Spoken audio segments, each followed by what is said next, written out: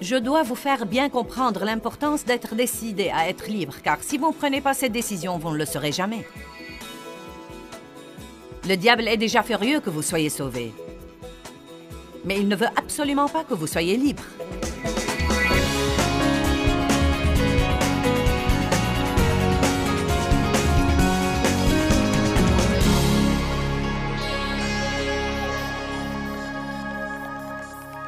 Donc, je veux vous encourager ce matin à ne pas relâcher vos efforts pour vous débarrasser de vos bagages. En d'autres termes, vous devez prendre la décision d'avoir ce que Jésus est mort sur la croix pour que vous ayez. De ne pas vous contenter d'un pis-aller, de ne pas vous enliser dans un moment qui date de 10 ou de 15 ans quelque part dans votre passé et de le laisser vous accompagner dans votre avenir et vous en priver. Mais si vous voulez être libre, vous devriez vous rendre compte qu'il faut coopérer avec le Saint-Esprit et être très décidé que vous n'allez absolument pas vivre dans l'esclavage.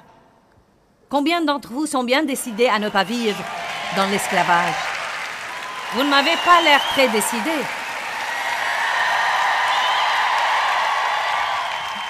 Matthieu 7, 13. Vous savez, j'étais un vrai gâchis quand je suis entrée en relation sérieuse avec Dieu et j'étais chrétienne depuis longtemps, mais je n'étais pas une chrétienne sérieuse. Et vous savez, il y a une différence. J'étais une chrétienne pratiquante, mais pas une chrétienne qui laissait Dieu s'occuper d'elle dans sa vie de tous les jours. Et une fois que vous recevez le Christ comme votre sauveur, vous devez passer le reste de votre vie à grandir en lui et à essayer de lui ressembler. Nul de nous n'est là où il devrait être. Mais avec chaque année qui s'écoule, nous devrions pouvoir dire « Dieu merci, je ne suis pas là où j'étais. Je suis en route, je suis bien, je fais mon chemin, je ne suis pas arrivé, mais je ne vais pas regarder en arrière, je vais regarder en avant. » Eh bien, quand Dieu a commencé à s'occuper de moi, j'ai senti, comme beaucoup d'entre vous, que j'étais la seule au monde dont il s'occupait. Ça vous arrive parfois? Non, mais pourquoi moi? Pourquoi moi? Vous savez, ou tu ne t'occupes pas des autres comme tu t'occupes de moi. Et donc, c'était précisément le jour du Nouvel An, et je lisais Matthieu chapitre 7, versets 13 et 14, que vous connaissez probablement bien, et j'avais plutôt un esprit ronchon en moi. Ça vous arrive d'avoir un esprit ronchon quand vous priez? Vous ronchonnez auprès de Dieu? Et donc, Jésus dit, « Entrez par la porte étroite, car large est la porte, et spacieux et vaste est le chemin qui mène à la perdition, et il y en a beaucoup qui entrent par là. Mais étroite est la porte, rétrécie par la pression, et resserrée et rétrécie est le chemin qui mène à la vie, et il y en a peu qui les trouvent. » Donc il dit qu'il y a deux chemins que nous pouvons emprunter, soit le chemin spacieux où il fait bon se promener, où il y a beaucoup de place, où il y a beaucoup de monde aussi, soit le chemin étroit qui est rétréci par les pressions de la vie. Et il dit, il y en a peu qui le trouvent. Maintenant, le chemin spacieux mène à la perdition. Et le chemin étroit mène à la vie. En d'autres termes, si vous faites ce qui est facile maintenant, vous allez manquer la véritable vie que Dieu vous a réservée. Et je ne parle pas de mourir et d'aller au ciel. Non, mais j'ai rencontré beaucoup de difficultés pendant ces 30 dernières années avant d'être ce que je suis. Mais je jouis maintenant d'une telle liberté dans ma vie et je peux vous dire que la plupart des gros problèmes que j'ai traités il y a 32 ans quand j'ai été rempli de l'esprit et que j'ai commencé une marche sérieuse avec Dieu, la plupart de ces problèmes n'existent plus maintenant, du moins pas sérieusement. Je portais un sac de culpabilité tout le temps. Je me sentais coupable si je ne me sentais pas coupable. Je me souviens de l'époque où j'ai commencé à me libérer de la culpabilité. Puis un jour, je me suis sentie coupable car je ne me sentais pas coupable. Je ne me sentais pas bien si je ne me sentais pas mal. En êtes-vous jamais arrivé là? Vous ne vous sentez pas bien si vous ne vous sentez pas mal. Et j'étais furieuse. J'étais pleine d'amertume, de ressentiment, de non-pardon. Non, mais vraiment, je me souviens que j'étais probablement plus souvent en colère que je n'étais paisible. J'étais en fait en colère ou fâchée à cause de quelque chose, plus que je ne marchais dans l'amour. Et donc, je portais tout ce rebut avec moi. J'avais toujours en moi une racine de rejet à cause des abus sexuels de mon enfance. Et j'allais à l'église en portant tous mes bagages. Je fonctionnais dans la société en portant tous mes bagages. Et ce que j'avais en fait était un dysfonctionnement fonctionnel. En d'autres termes, nous sommes si habitués à notre dysfonctionnement que nous apprenons à fonctionner avec. Et donc nous décidons, eh bien, c'est tout ce que je peux avoir. Un pis-aller pour moi. Toutes ces choses me sont arrivées et je ne pourrai jamais être ce que j'aurais dû être. Je ne pourrai jamais avoir la vie que j'aurais dû avoir. Et c'est en réalité une grave erreur, car vous portez cette petite racine de ressentiment. Eh bien, si ceci ne m'était pas arrivé, j'aurais pu. Et si vous aviez fait ceci, j'aurais pu. Et si cela ne m'était pas arrivé, j'aurais pu. Si j'étais allé à l'université, si je n'avais pas été abusé, si j'avais eu plus d'argent, si mes parents m'avaient aimé un peu plus, si. Et tout ça, c'est un tas de mensonges du diable. Mais si vous vous accordez avec les mensonges du diable, vous aurez ce qu'il vous dit que vous aurez. La Bible dit que si deux s'accordent sur la terre, vous pouvez vous accorder avec le diable et avoir ce qu'il dit que vous aurez. Je pense que beaucoup d'entre vous aujourd'hui ont conclu des accords avec l'ennemi, même sans s'en rendre compte de la chose. Et nous allons briser le pouvoir de ces accords et vous allez vous accorder avec Dieu et changer votre confession pour pouvoir commencer à voir ce que Jésus est mort pour que vous ayez. Mais je veux vous provoquer. Je pourrais même essayer de provoquer votre colère un peu. Non, mais comme une colère sainte contre tous les trucs stupides où vous avez baissé les bras et que vous avez permis au diable de vous faire. Et je veux que vous sortiez d'ici bien décidé, c'est fini. Si quelqu'un peut avoir la liberté, je peux l'avoir. Si quelqu'un peut surmonter la culpabilité, je peux la surmonter. Si quelqu'un peut vivre sans peur, je peux vivre sans peur. Si quelqu'un peut oublier son passé, je peux moi aussi oublier mon passé. Vous savez pourquoi? Dieu ne fait point exception de personne et vraiment, s'il le fait pour quelqu'un d'autre, il le fera pour vous. Mais vous devez être personnellement décidé à rester sur le chemin étroit qui mène à la vie. Donc, comme je lisais ce passage l'autre jour, chemin spacieux, chemin étroit, je murmurais à Dieu à propos de toutes les choses qu'il traitait en moi. Il traitait en moi à propos de ma bouche et de ma pensée, à propos de mon attitude, à propos de ma soumission à Dave. Il traitait en moi à propos de mon égoïsme. Il traitait en moi. Et je demandais à Dave, est-ce que Dieu traite en toi à propos de quelque chose? Et il répondait non. Et cela m'exaspérait vraiment. Combien d'entre vous, quand Dieu s'occupe d'eux, voudraient qu'il s'occupe de quelqu'un d'autre? N'est-ce pas exaspérant quand vous avez l'impression qu'il ne s'occupe que de vous? Et donc, j'ai dit au Seigneur, je lui ai dit, « Eh bien, Seigneur, on dirait vraiment que mon chemin se rétrécit de plus en plus au fil des années. » Non, mais je sais qu'il y a le chemin étroit, mais voilà mon chemin, Dieu. Et il a l'air d'être plus étroit que celui de tous les autres. Et c'est ce que le Seigneur m'a dit. Il m'a dit, « Sur le chemin étroit, il n'y a pas de place pour les bagages de la chair. » Et donc, quand vous y pensez, si je ramassais tous ces trucs et que j'essayais de traverser un couloir étroit, je ne pourrais pas y arriver. Donc, si vous voulez rester sur ce chemin étroit qui va vous mener à une vie merveilleuse de liberté et de joie, non mais, et de paix quand il n'y a aucune raison d'être paisible, et de joie quand il n'y a aucune raison d'être joyeux. J'ai fait un petit voyage avec ma fille la semaine dernière. Et c'est la première fois que je fais quelque chose comme ça. Je n'ai rien pris. Je n'ai rien pris pour travailler, rien pour étudier et je ne voulais rapporter aucun projet. Nous avons filé, elle et moi, et nous sommes allés quelque part ensemble pour 7 jours environ. Et nous en sommes arrivés au point où nous éclations de rire, rien qu'à nous regarder. Non, mais il n'y avait rien de drôle et nous étions pliés en deux de rire, rien qu'à nous regarder. Et c'est le genre de joie que je veux avoir où le seul fait d'être vivant est drôle. Amen? Où le seul fait de se lever tous les jours et de pouvoir respirer est drôle. Ne vous contentez pas d'un pis-aller. Ne vous contentez jamais d'un pis-aller qui vous rendra fonctionnellement dysfonctionnel.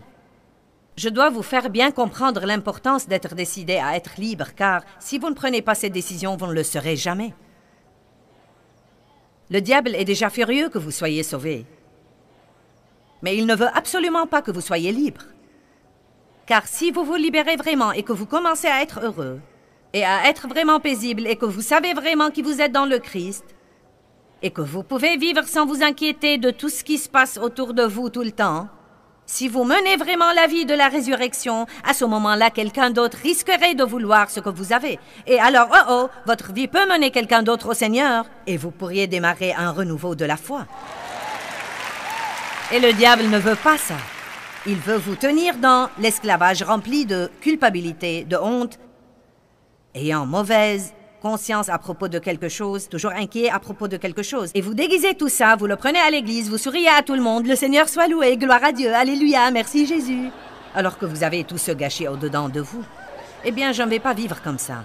Et si vous écoutez mon enseignement, je ne vais pas vous laisser vivre comme ça non plus. Mais acharnez-vous dans votre détermination pour atteindre votre but, qui devrait être la liberté complète de tout esclavage. Regardons Philippiens 3. Verset 10. L'apôtre Paul semble avoir le même problème que beaucoup d'entre nous, sauf qu'il s'en est occupé mieux que nous le faisons nous-mêmes. Et dans le verset 10, Paul dit qu'il avait le but déterminé de connaître le Christ et la puissance de sa résurrection, qu'il a ressuscité d'entre les morts, même de son vivant. Il y a une vie que nous pouvons vivre qui s'appelle la vie de la résurrection, où vraiment, quoi qu'il arrive autour de nous, nous nous sentons élevés au-dessus de lui. Verset 11, il continue disant « Pour parvenir, si je puis, à la résurrection spirituelle et morale qui me ressuscite d'entre les morts même de mon vivant. Ce n'est pas que je l'ai déjà atteinte ou que j'ai déjà atteint la perfection, mais je cours pour tâcher de saisir et de m'approprier la chose pour laquelle le Christ Jésus est mort pour me saisir. » Et c'est le verset que j'aime. Paul dit, regardez, je vais dans une direction déterminée et je suis décidé à saisir cette chose pour laquelle le Christ Jésus est mort pour pouvoir me saisir. Jésus n'est pas mort pour que nous puissions avoir une nouvelle misère et coller une étiquette chrétienne dessus. Il est mort pour que nous puissions être libres. Le royaume de Dieu est la justice, la paix et la joie. Avoir une bonne relation avec vous-même, savoir que vous êtes juste devant Dieu par le sang de Jésus-Christ, ne pas avoir à vous inquiéter de ce que les gens pensent de vous ou de ce qu'ils disent à votre sujet, ne pas vivre pour plaire aux gens et être manipulé par tous les autres tout le temps, c'est la liberté. Savoir qui vous êtes dans le Christ est une liberté. C'est une liberté de se plaire à soi-même et d'avoir une bonne relation avec soi-même. Si vous vous aimez, vous ne serez jamais à court de bons amis. J'ai dit que si vous vous aimez, vous ne serez jamais à court de bons amis.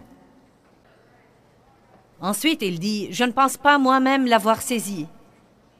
Mais je fais une chose, j'ai une aspiration, oubliant ce qui est en arrière et me portant vers ce qui est en avant. Je cours vers le but. Vous savez, mes amis, aller de l'avant fait partie de la fidélité et fait partie de trouver cette vie de la résurrection dans le Christ. Paul n'a pas dit chacune de ces déceptions que j'ai eues et chacune de ces choses que j'ai endurées, je les ai emballées dans mes sacs et je les porte avec moi de peur de les oublier. Il n'a pas dit avec chaque erreur que je fais, je mets un peu de culpabilité dans mon sac et je le porte avec moi pour que je me rappelle quel misérable j'étais. Il n'a pas dit chaque fois que je faisais une erreur et que je gaffais, je craignais de faire une autre erreur à tel point que la peur m'a presque complètement contrôlée. Non, Paul a dit toutes les choses qui sont des déceptions, toutes les choses qui pourraient me rabaisser, je suis bien décidé à les oublier et à aller de l'avant. Vous savez pourquoi? Si vous portez tous ces bagages avec vous, vous n'aurez aucune force pour aller de l'avant.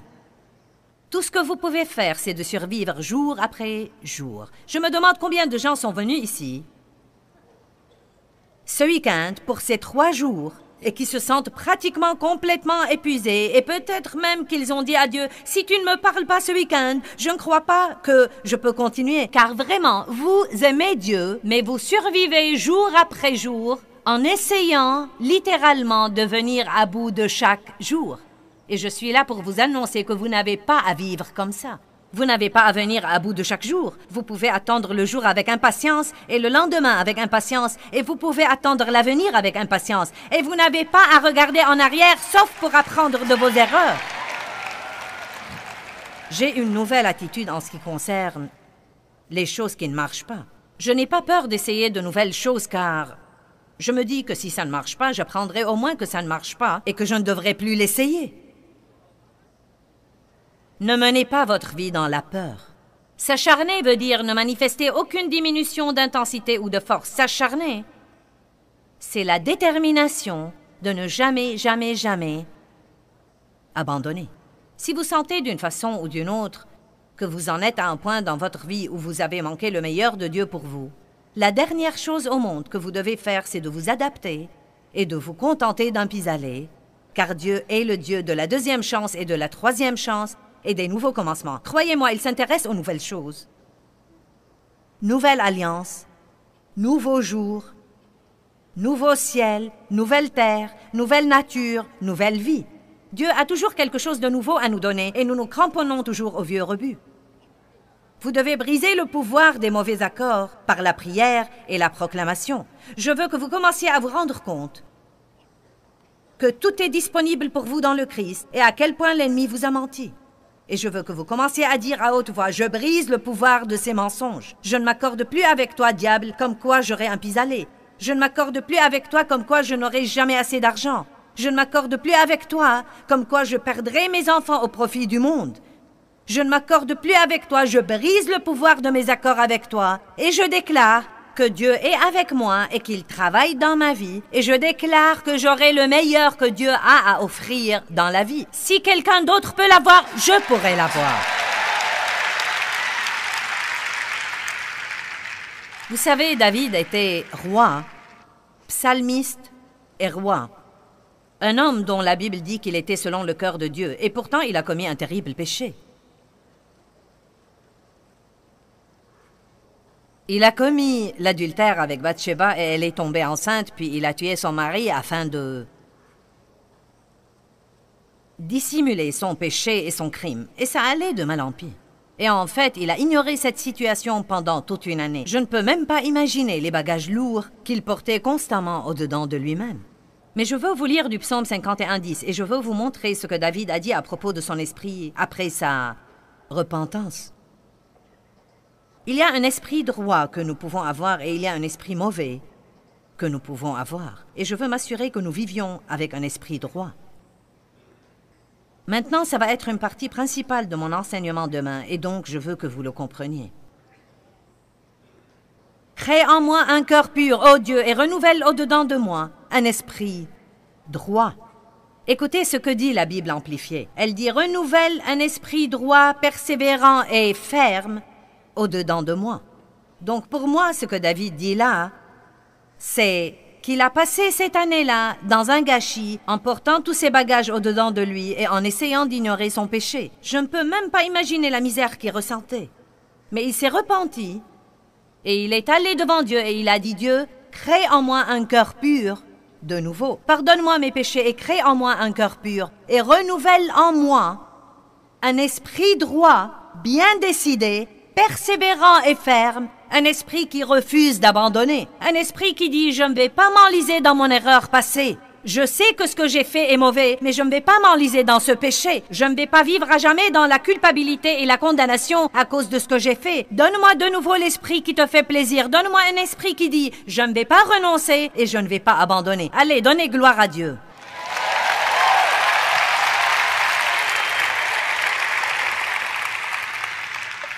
Maintenant, je veux que vous m'écoutiez. Il n'y a pas une seule chose que je puisse faire pour vous aider. Il n'y a rien que Dieu puisse faire pour vous aider si vous n'avez pas au-dedans de vous le feu du Saint-Esprit. Allez, j'ai dit que vous devez avoir au-dedans de vous le feu du Saint-Esprit et c'est vous personnellement qui devez déclarer sur votre vie « Je ne vais pas vivre de cette façon ».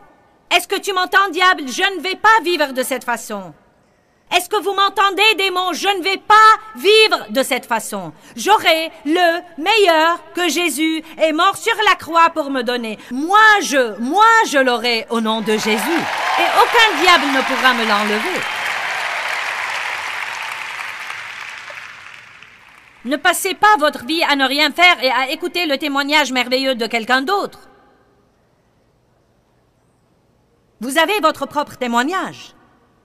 Vous avez un témoignage qui n'a pas besoin de 50 ans de suivi. Prenez conseil si vous en avez besoin et allez de l'avant. Et ayez une vie. Ne restez pas toutes les semaines dans un groupe où chacun pleure sur l'épaule de l'autre au sujet du passé. Amen. Et je n'ai rien contre l'aide psychosociale. Les ministères de la miséricorde sont ici et nous aidons ces filles à avoir l'aide psychosociale. Comment vont mes amis là-bas? Je vous aime. Vous n'en avez pas assez d'écouter mes sermons au ministère de la miséricorde? Eh bien, ils les leur font écouter tous les jours. Ayez de l'aide psychosociale. Mais vous savez ce que j'aime? Beaucoup de ces filles passent leur diplôme, puis deviennent des conseillères, ou travaillent dans les ministères, ou vont quelque part dans le but d'aider les autres. Et je crois que Dieu a un plan pour nous. Et il me l'a dit un jour en 3 mots, 3 mots. Eh bien, 3 sections: blessées, guéries et prêtes à aider. Et je crois que c'est ce que veut Dieu. Il ne veut pas que nous soyons blessés, mais quand nous le sommes, il dit « Je vous guérirai ». Mais il ne veut pas que nous nous arrêtions là à nous réjouir de notre guérison. Il ne veut pas que nous passions notre vie blessée. Il ne veut pas que nous restions là à nous réjouir de notre guérison, mais que nous soyons prêts à aider quelqu'un d'autre. Et vous savez quoi? Si vous voulez vraiment vous venger du diable pour tout ce qu'il vous a fait, guérissez et commencez vraiment à aider quelqu'un d'autre. Je crois que je fais au diable une dépression nerveuse tous les jours. J'ai passé assez d'années à ne rien faire et à m'apitoyer sur mon sort. J'étais dans l'abîme et j'étais pitoyable. Eh bien, si seulement je n'avais pas été abusée, si mes parents m'avaient traité mieux, et si j'avais pu aller à l'université, et je ne me suis jamais amusée quand je grandissais, Et vous m'avez déjà sûrement entendu le dire si vous m'écoutez beaucoup. Je m'apitoyais tout le temps sur moi-même. Je m'apitoyais sur mon sort. Et c'est la plus grande perte de temps et la plus grande perte d'énergie que de rester là et de s'apitoyer sur son sort. C'est comme de l'idolâtrie. Car tout ce que vous faites, c'est de vous replier sur vous-même. Et moi alors, et moi alors, et moi alors, et moi alors, et moi alors, et moi alors, et moi alors. Ce n'est pas la façon de vivre que Dieu veut pour nous.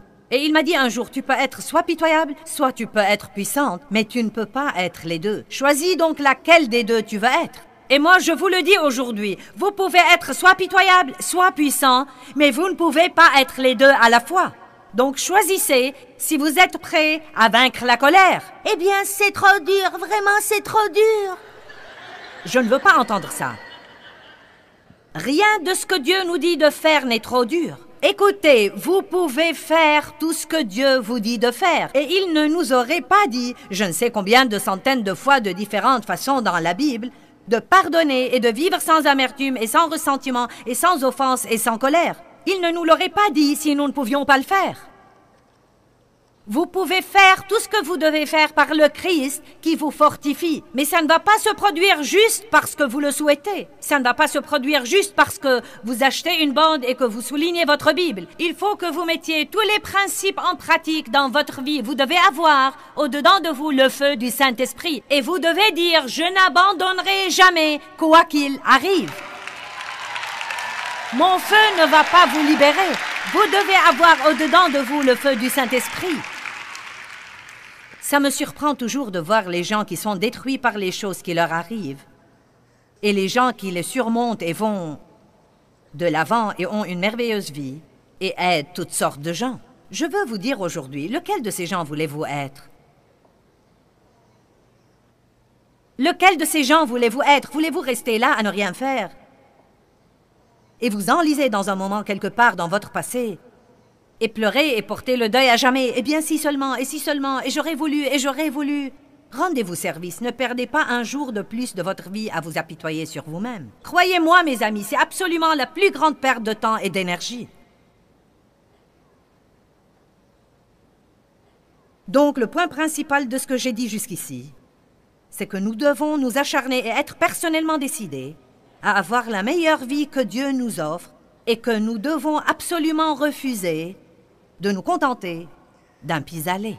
Ne faites pas l'erreur de penser que je parle des choses matérielles en ce moment, parce que je ne parle ni d'argent, ni de voiture, ni de promotion, ni de position. Non, mais tout ça viendra. Vous savez, ce sont des avantages du royaume, mais ce n'est pas la vie du royaume. La vie du royaume, c'est de savoir qui vous êtes dans le Christ, et d'avoir la paix, et d'avoir la joie.